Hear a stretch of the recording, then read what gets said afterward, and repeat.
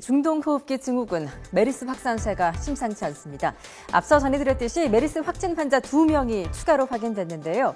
첫 번째 발병 환자와 같은 병동에 입원했던 70대 남성과 20대 간호사가 감염됐습니다. 당초 보건당국은 메르스의 전염력이 낮다고 국민들을 안심시켰는데 벌써 8일 만에 메르스 확진 환자가 7명으로 늘어난 것입니다.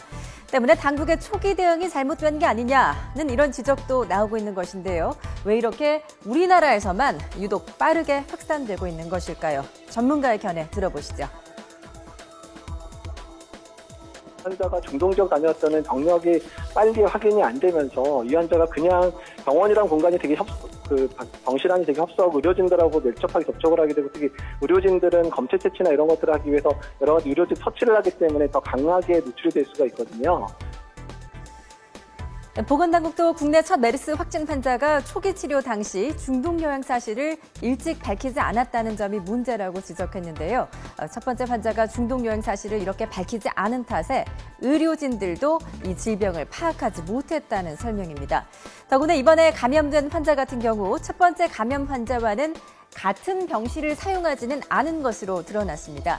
입원 직전 외래 진료를 받는 과정에서 1시간 정도 같은 진료실과 대기실에 머물러 있을 뿐이어서 격리 관찰 대상은 아니었던 겁니다.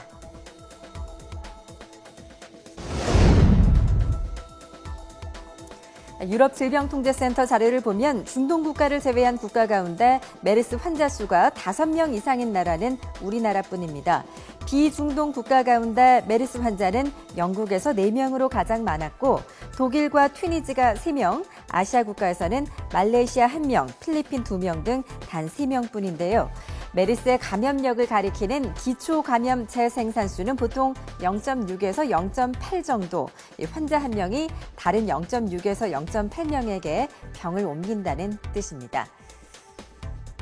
네, 그런데 우리나라의 경우 첫 번째 확진 환자로부터 벌써 6명이나 전염이 됐고, 확진 환자만 7명이 나오면서 전염력이 낮다는 보건당국의 설명도 무색하게 됐습니다. 이에 대해 질병관리본부는 어쩔 수 없는 상황이라고 말할 뿐 뚜렷한 대책을 내놓지는 못했는데요. 직접 들어보시죠. 재생산 지수라고 하는 그 R0 값이라고 하는 것이 굉장히 전문적인 얘기인데, 아마 이 R0 값이라고 하는 건 그동안에 이 중동 지역에서 유행한 것들에 대한 약 1000여 명 환자가 발생을 하면서 한 값이어서 상당히 평균적인 의미를 갖고 있는 걸로 보게 됩니다. 저희가 이 병원에서의 경우하고 지역사회에서의 경우하고 값들이 좀 차이가 있는데, 저희가 이제 일관되게 해서 말씀을 드리는 거는 이분이 5월 11일부터 18일 사이에 전혀 이 보건당국에 예를 들면 그 감염 관리 시스템 내에 들어와 있지 못해서 발생하는 문제는 대단히 좀 유감스럽고 아쉽지만은 그분에 대해서는 이제 어쩔 수 없는 거라고 보고 있고요. 네, 메르스에 대한 보건당국의 허술한 대응과 함께 방역 체계에 대한 비난도 쏟아지고 있습니다. 메르스 환자와 밀접하게 접촉했던 남성이 자가격리 대상으로 지정되지 않고 지난 26일 중국으로 출국한 것입니다. 이 남성은 메르스 3번째 확진 환자의 아들로 알려졌는데요. 지난 16일 그는 아버지의 병문안을 가서 4시간 동안 접촉을 했습니다.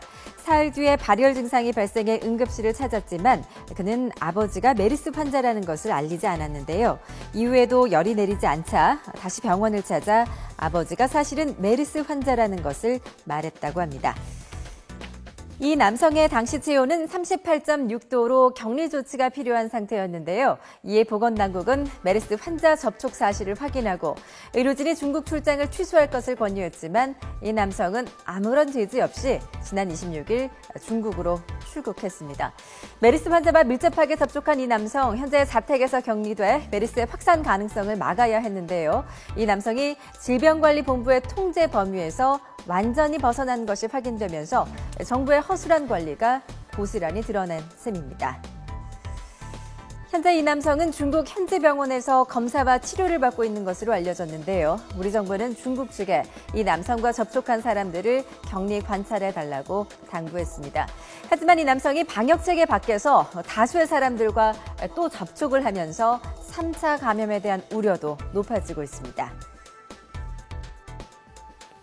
만약에 이 환자가 메르스 환자로 확진이 되고 또 그 다시 접촉자들에는 3차 발생이 늘어나게 되면 환자 수가 기하급수적으로 늘어날 가능성도 배제를 못하거든요.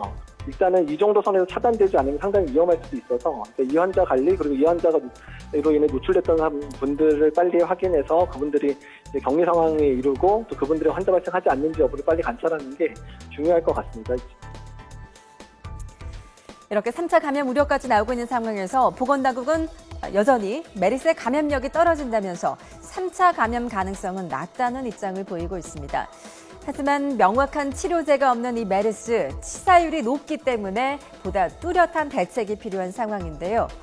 보건당국은 메르스의 확산을 막기 위해 중동 국가를 비롯한 현재 메르스가 발생한 지역을 다녀온 사람의 경우 만약 고열과 기침 등의 증세가 있다면 반드시 의료진을 찾아 정확한 진단을 받고 또 메르스 확진 환자와 접촉한 경우에는 반드시 신고를 해달라고 당부했습니다.